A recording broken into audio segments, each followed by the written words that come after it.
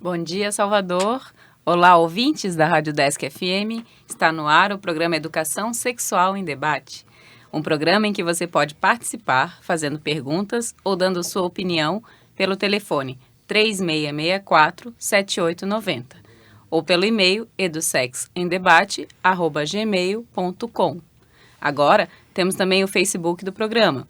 É só procurar no espaço destinado à busca, digitando Programa Educação Sexual em Debate.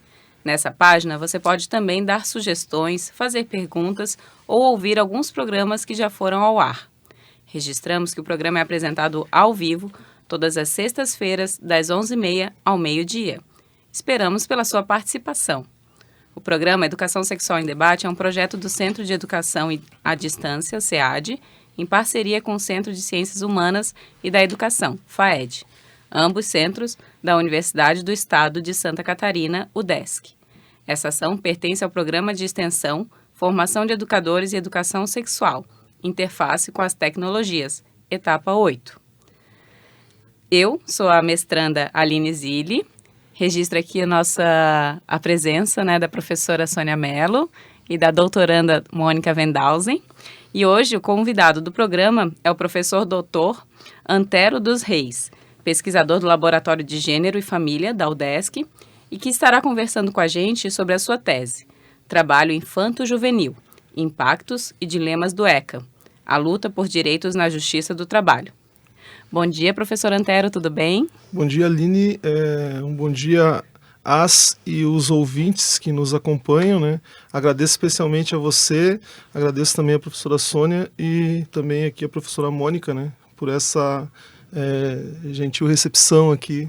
Obrigada. Professor Antero, então vamos conversar um pouquinho. Na sua tese, você aborda a questão problemática do trabalho infanto-juvenil. Você poderia nos falar um pouquinho sobre isso? Sim, primeiro a questão problemática no nosso tempo presente, ela envolve o alto índice ainda de trabalho infanto-juvenil que está no Brasil, que acontece no Brasil, especialmente aí para definir o que é esse trabalho infanto-juvenil. A gente tem que pensar a partir de duas premissas, a premissa do ECA aí como o trabalho infantil, aquele realizado até os 12 anos, e depois o trabalho aí a gente tem essa pré-adolescência entre os 12 e 14, dos 14 anos em diante, aí esse período juvenil, no caso, o período da adolescência, Mas para o Ministério Público do Trabalho, ele vai ser determinado essa infância, vamos dizer, até os 16 anos de idade, muito embora a gente tenha a condição de aprendiz, que é entre 14 e 16, regulado pelo ECA, essa condição especial ligada às atividades escolares, sobretudo, Então, os dados dessa questão são bastante relevantes, do trabalho infanto-juvenil. Por exemplo, com a questão da PNAD de 2011, entre 10 e 17 anos, a gente tem um quadro de 3.584.826 trabalhadores e trabalhadoras. Do sexo masculino, são 2.381.186, que um total de 60% desse trabalho é realizado, então, por meninos, E, no caso, o sexo feminino, aqui a gente tem 1.203.640, que 34% desse trabalho, Esse trabalho ele tá dividido no Brasil, no âmbito rural, com 36%, e no âmbito urbano, com 64%. Muito embora em Florianópolis a gente tenha aí um alto índice de trabalho no âmbito rural, no meu caso, eu estudei o trabalho urbano aqui na cidade de Florianópolis, a partir desses processos trabalhistas que foram ajuizados, por trabalhadores e trabalhadoras com idade inferior aos 18 anos durante a década de 1990 aqui no TRT 12, no Tribunal Regional do Trabalho. Esses trabalhadores são dos mais diversos campos, eu pude encontrar alguns desses campos, porque se trata, então, desses processos que foram movimentados, mas a gente pode, desde os trabalhos considerados ilícitos, até os trabalhos lícitos, a gente tem, desde o âmbito doméstico até o trabalho para terceiros, bom, trabalho em salinas, tecelagem, carvoarias, mineração, também nos serviços, venda ambulante. A gente também tem aí o trabalho quando ajudam os pais, né? O trabalho também por conta própria, flanelinha, cuidador de carro, catador de papel, lata, engraxate.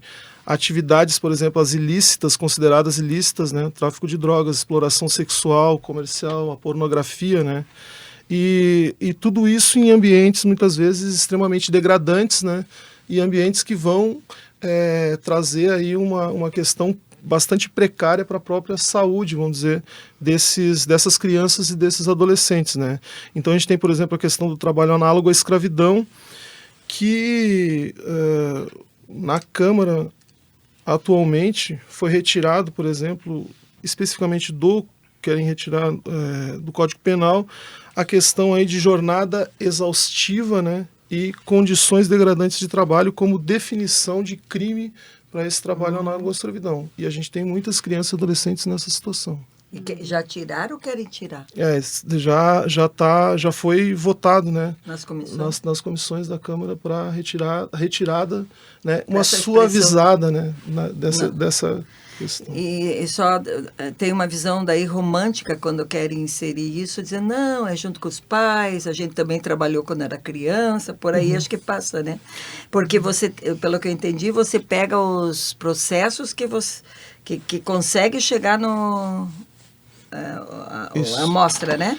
Você partiu daqueles que são denunciados. Exatamente. Imaginem, você tem uma estimativa dos porcentagem oculta, não? Daí não teria essa... É difícil, mas é bastante aparecendo. Mas como a gente pode ver pelos dados da PNAD, né? Mais de 3 milhões, né? Que algum desses estão por aqui para além desses processos, né? Exatamente, né? Que não chegam a virar processo. Que não chegam a virar processo, porque assim, a gente tem também dentro desses trabalhos aqueles que são... Porque a gente tem os trabalhos ilegais, os trabalhos irregulares, né? Então, os trabalhos ilegais, geralmente, dificilmente... Aparece. Quer dizer, eles aparecem no sentido dessa relação de trabalho quando há, né, essa denúncia e também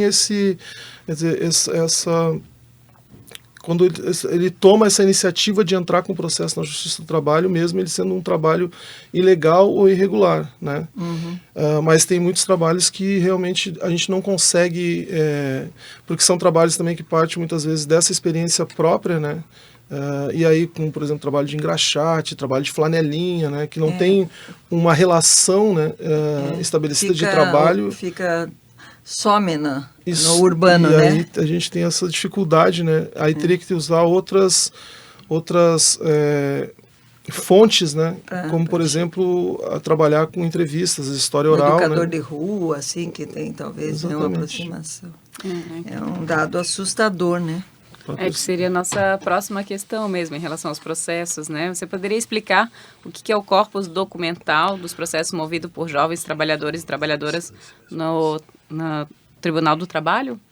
Bom, esse trabalho, na realidade, ele começou ainda no mestrado, quando eu fiz uma pesquisa sobre os trabalhadores juvenis e trabalhadoras juvenis do McDonald's. Lá eu percebi, né, ou pelo menos eu considerava que, diante de toda a precarização que esse trabalho nos fast foods envolvia, que poucos trabalhadores e trabalhadoras iam à Justiça do Trabalho em busca de seus direitos, né? Então eu resolvi ir no Tribunal Regional do Trabalho e fazer um mapeamento, vamos dizer assim, de um determinado período, né, para perceber como que se davam, né, esses processos, qual que era a experiência desses trabalhadores e trabalhadoras nesse processo. Então, eu fui ao Tribunal Regional do Trabalho, ao CEDIG, né, e lá solicitei, então, quais os processos que envolviam esses menores, né, de idade, juridicamente falando, durante... Eu gostaria de retroceder mais no período, mas há também uma questão fundamental, que é a vulnerabilidade dessa fonte, né? Por quê? Porque o Tribunal Regional do Trabalho e o Tribunal Superior do Trabalho têm um indicativo de que depois dos autos findos, né, eles têm uma tabela de temporalidade de eliminação, era, no caso, mais fortemente eliminado, com 5 anos desse processo. Então, esse corpus documental, ele que foi cedido, né, pelo Tribunal Regional do Trabalho, né, ele contava com 300 processos, mas desses 300 processos eu pude trabalhar apenas, muitas vezes, com um vestígio de memória, vamos dizer assim, que estavam relacionados, então, a alguns processos que foram eliminados, que era em torno, então, de 79% desses processos, mas que ele guardava ali a decisão do juiz porque ela tinha sido digitalizada. Então, várias informações eu consegui nesse documento. Agora, eu tenho em torno de 18, 19% dos processos, eles estavam integrais, né, no serviço de digitalização e guarda, no CEDIG, né. E aí também cabe dizer, né, que desse projeto, dessa pesquisa, acabou saindo um outro projeto, que é um convênio entre a UDESC, né, e especificamente o curso de História da FAED, né, que era de nós, então, montarmos uma equipe de estagiários para salvaguardar esses materiais, esses processos. E aí estamos, então, já em torno de 1 ano e meio, né, trabalhando junto com o Tribunal Regional do Trabalho para salvaguardar esses processos, porque também no Tribunal Regional do Trabalho foi, então, montado, né, um memorial, né, uma memória do Tribunal Regional do Trabalho. Que facilita com as tecnologias, né? Porque daí pode escanear, outras técnicas para não se perder, né? Imagine quanta coisa se perdeu, né? Se perdeu. Mas desafiador, é bom que a FAED esteja podendo ajudar, né? A gente que trabalha lá fica bem feliz. E interessante também, porque, bom, eu queria, então, de uma certa forma, retroceder mais temporalmente falando. No entanto, esses processos da década de 90, então, eles acabaram me ajudando, né, a construir, então, o meu problema de pesquisa, que eram os dilemas, né, e os impactos do Estatuto da Criança e do Adolescente, né, porque ele é de 1990 e ele vai sendo implementado, vamos dizer, durante a década de 90 e eu consegui, então, perceber esses impactos do Estatuto da Criança e do Adolescente dentro da Justiça do Trabalho, né, que depois que acabou se transformando, então, no meu objetivo mais forte na pesquisa. E aí você aborda o trabalho infanto-juvenil como expressão do crescimento urbano de Florianópolis também, né? Como que se deu essa relação? Bom, uma preocupação que eu tinha, né, na tese, e aí eu vou discutindo isso, era, bom, Florianópolis é vista como uma cidade de classe média alta, né, e sempre me preocupava muito essa noção de Ilha da Magia, essa noção desse lugar meio idílico e dos sonhos da classe média, né. E também me preocupava qual que era o papel, então, da classe trabalhadora, vamos dizer assim, e especificamente nesse recorte geracional aí, né, dos trabalhadores infanto-juvenis na produção, vamos dizer, dessa cidade de Florianópolis, que a gente sabe que da década de 1960, 70, né, para cá, a gente tem um processo de urbanização que é mais agudizado, mas especificamente eu pego a década de 90 também, que tu tem ali um setor de serviços que vai cada vez crescendo mais. Então, eu analisei aí 2 casos específicos, vamos dizer, nessa produção da cidade, e no setor de serviços, que era os serventes de obras, daí os meninos, né, serventes de obras, e no caso as meninas empregadas domésticas, né. Bom, é um pouco essa ideia de que o servente de obra é aquele que, quer dizer, ele tem, a existência dele é fundamental dentro do canteiro de obras, né, porque ele é um pouco daquele que faz tudo, né, e trabalha com o seu corpo e com a força de trabalho, né, colocada, e no caso, então, como que esse servente de obra ajudou a erguer essa cidade, né? Isso que era uma preocupação que eu tinha ali, né? Desse trabalho que é extremamente precarizante também, né? Em 1990, né? Sem carteira de trabalho, muito sem carteira de trabalho, os horários também bastante irregulares.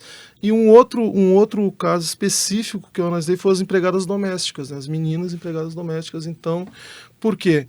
Porque junto com essa classe média que vem para os setores, né, ligados ao Estado, para os setores ligados às universidades, etc., as mulheres da classe média também, elas cada vez ocuparam mais um espaço público, né? Cada vez ocuparam mais um espaço de trabalho, e obviamente isso abriu também uma perspectiva de um trabalho em suas residências, né? O trabalho doméstico, e muitas dessas trabalhadoras juvenis, né, em especial, elas executaram então os serviços domésticos, né? Então, a inserção.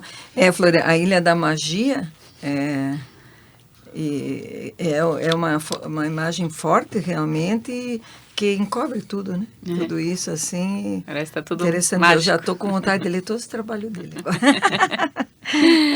Antero, então, onde que a mão de obra infanto-juvenil era mais utilizada, né? Na década de 90, segundo a sua pesquisa, além dessas que tinha citado agora, né? Bom, de acordo então com essa questão da vulnerabilidade da fonte, e como eu havia falado, né, de restarem, vamos dizer assim, vestígios, né, de uma memória nesses processos eliminados, eu não tive em muitos processos a atividade específica, né, desses trabalhadores infanto-juvenis. Então eu tive que resolver isso metodologicamente. Como que eu fiz, né? Eu peguei aqueles que vinham às atividades, então eu vou falar um pouco aqui, listar um pouco dessas atividades, e depois, naqueles que não vinham às atividades, eu peguei as atividades dos reclamados, vamos dizer assim, né? Qual que era especificamente o ramo, né, desse reclamado.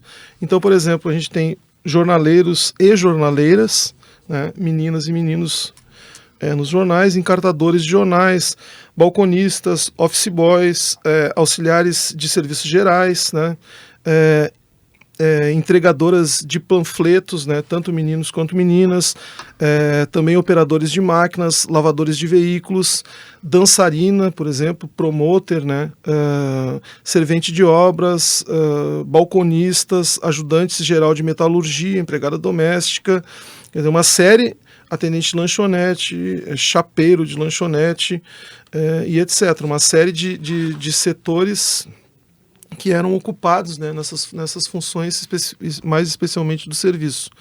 Bom, e aí, para trazer então alguns setores, ramos, né, que eram os empregadores, o maior ramo que eu encontrei foram as empresas jornalísticas, né, que na verdade tu tinha ali um sistema de trabalho que rendia muito, né, porque essa coisa de entregar o jornal na mão do leitor, né, isso obviamente vai trazer um lucro muito maior para essa empresa, né? Então, e ainda tu utilizando uma mão de obra que era paga com bastante precariedade, né? Isso trazia um lucro bastante forte. Então, 24% dos processos, né, que eu encontrei, eles eram contra empresas jornalísticas. 20,40% dos processos eram contra pessoas físicas. Bom, aqui eu tenho um indicativo que é uma hipótese, né, mas ela não foi comprovada, vamos dizer assim, cientificamente na pesquisa, mas esse indicativo pode ser relacionado às empregadas domésticas, né, pela questão das pessoas físicas. Em terceiro, daí são as empreiteiras e construtoras, né, com os serventes de obra. Em quarto, os restaurantes e lancherias. Depois, em quinto, já com 6% mercados, distribuidores de alimentos, panificadoras, oficinas de serviços e concertos, e assim vai. Uma curiosidade, esses processos, não sei, não estou clareza a questão trabalhista, mas esses processos nunca é processo sobre, por exemplo, um servente de obra desses estudados que seriam pela trabalho infanto-juvenil que morreu, teve acidente de trabalho, isso não, família não chega aí atrás dos direitos póstumos, vamos dizer, porque deve ter um número grande também, principalmente esse servente de obras tem muito acidente de trabalho, sendo exploração infanto-juvenil ou com carteira, porque é bastante precarizado o atendimento de segurança, né? Não tem nenhum processo que seja uma família que foi atrás de um direito póstumo, não? Então, professora Sônia, a gente encontrou já nesse projeto maior, né, que é o projeto que a gente está realizando do convênio, né, junto com os estudantes, a gente encontrou um processo de Laje, se eu não me engano, em que um rapaz, né, um jovem, foi vitimado, né, aí caindo de um andaime e tendo aí um traumatismo craniano, e a família entrou com o processo daí justamente em virtude dessa falta de segurança, né, no trabalho. Bom, isso não restringe apenas, né, o trabalho infanto-juvenil, a falta de segurança no trabalho. Mas eu digo, é muito mais frágeis, numa certa maneira, claro, que o adulto ainda até pensa que é um direito dele a segurança, mas o jovem talvez nem procure o direito quando sofre algum acidente, é mandado embora, né, um infanto-juvenil. Né? Um outro caso que eu acho interessante, que talvez seja interessante comentar, é o caso da dançarina Promoter, né, que dançava num clube aqui de Jurerê, né, e dançava e também fazia promoção desse clube, né, na época acho que era um clube aqui de Jurerê, e o que acontece, né, ela teve uma lesão no joelho, né, durante essas danças que serviam também para atrair clientes, né? Ela tinha 15 anos de idade, vinda do Rio Grande do Sul no verão, e aí durante o dia ela panfleteava, né, essa festa que ia ter durante a noite, né, geralmente também com outros jovens e meninos também, muitas vezes vestidos até de uma forma mais sensualizada, né? Dançavam, então, animavam as festas ali, dançavam juntamente com outros clientes, né? E daí houve esse acidente de trabalho, né, com o joelho, e ela foi logo em seguida demitida por causa desse acidente de trabalho, né? E não teve direitos algum, né? Não teve direito algum. Bom, para quem está sintonizando agora na Rádio Desk, estamos com o programa Educação Sexual em Debate. O convidado do programa de hoje é o professor Antero Reis, e ele está conversando com a gente sobre o tema Trabalho Infanto-Juvenil, na década de 1990 em Florianópolis. Professor, no seu último capítulo, você trata do Estatuto da Criança e do Adolescente como um longo caminho para um novo marco legal. O que isso significa? Bom, na realidade, a legislação, né, relativa, podemos dizer, a legislação menorista para o trabalho, né, relativa ao trabalho, ela tem um longo caminho no Brasil. Obviamente que esse caminho é bastante sinuoso, vamos dizer assim, né? Então a gente vem de leis ainda já no início da República, depois a gente tem os códigos, né, também de menores, e que culmina, no caso, o Código de 1927, o Código de 1979, e depois que culmina, então, vamos dizer, no ECA. Especialmente eu sublinharia, né, a questão, então, do ECA como o sujeito de direitos, né, a criança e o adolescente como sujeitos de direitos. Então, um pouco, esse longo caminho é um caminho de construção para se chegar nesse sujeito de direitos, né. E aí, uma legislação que busca, então, adequar, vamos dizer assim, tanto a relação, principalmente aí a questão da escola, né, que é bastante importante, sobretudo para a criança pobre, né, e também aí da Constituição de 1988, com todos os seus problemas, né, que hoje a gente pode estar percebendo que ela pode ter os desdobramentos dela, né.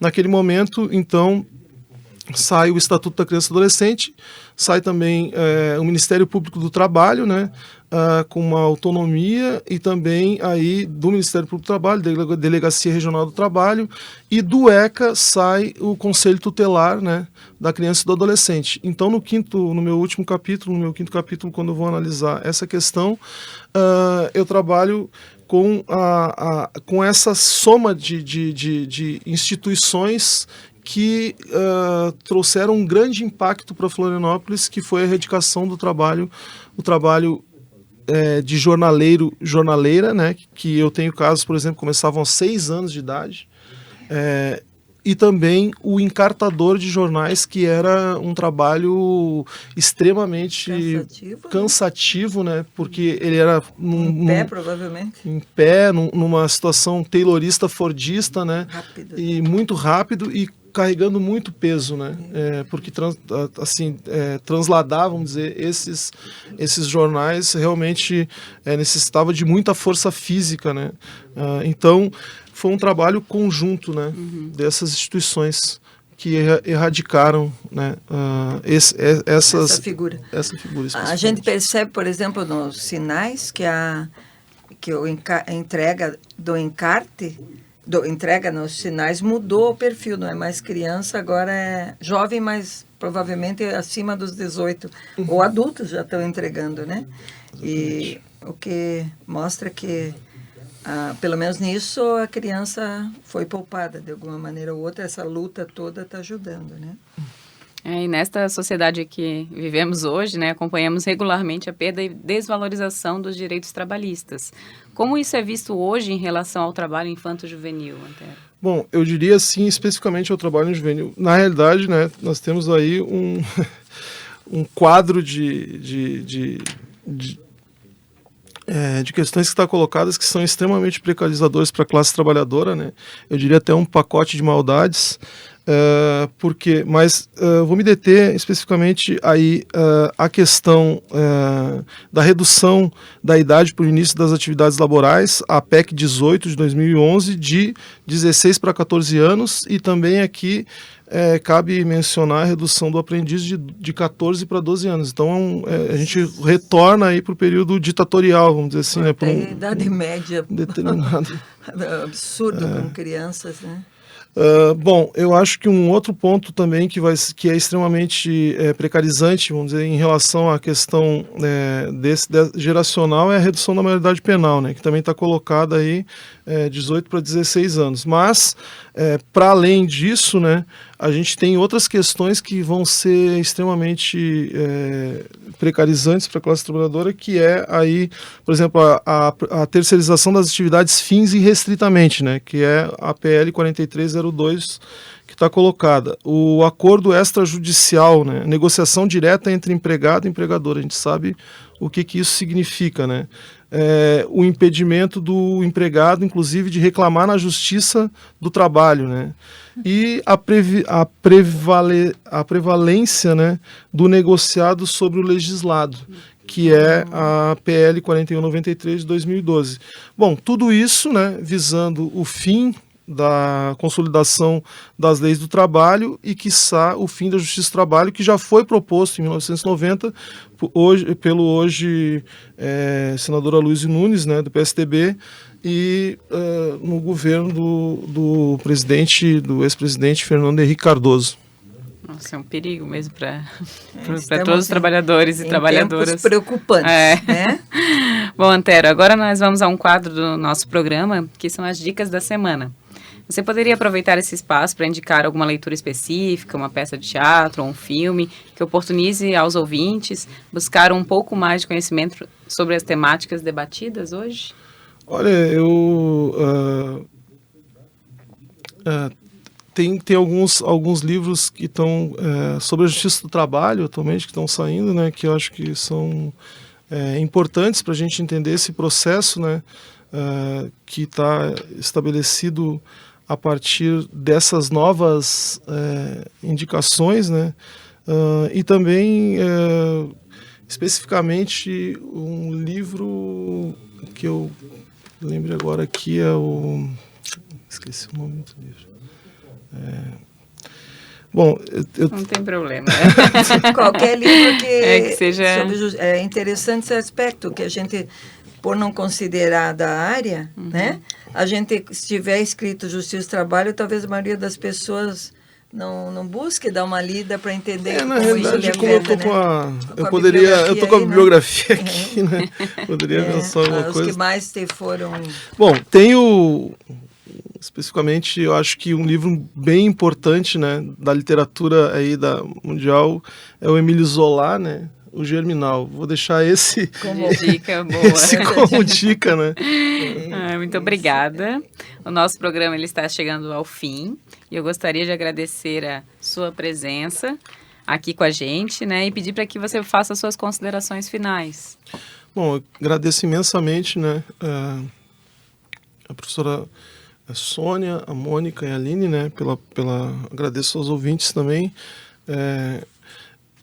As minhas considerações finais são em relação à importância, né, sobretudo da manutenção da esfera democrática no Brasil, e isso que foi também conquistado, de uma certa forma, com muita dificuldade, né, nesse sinuoso e longo caminho, né, dos direitos sociais da infância e da juventude, né? Essa relação ela deve ser tratada pensada e tratada com muito carinho, né? Aí a escola com uma questão importante também inclusive para o futuro da nossa nação, né? Ok, muito obrigada. Eu gostaria também de agradecer aos ouvintes e às ouvintes e lembrar que o programa Educação Sexual em Debate será reprisado na próxima quarta-feira, às 23h30. Você poderá ouvir os programas exibidos anteriormente na página do Facebook, Programa Educação Sexual em Debate. Nós vamos ficando por aqui e vocês continuam com a programação da Rádio Desk FM 100.1. Florianópolis, obrigada, Salvador.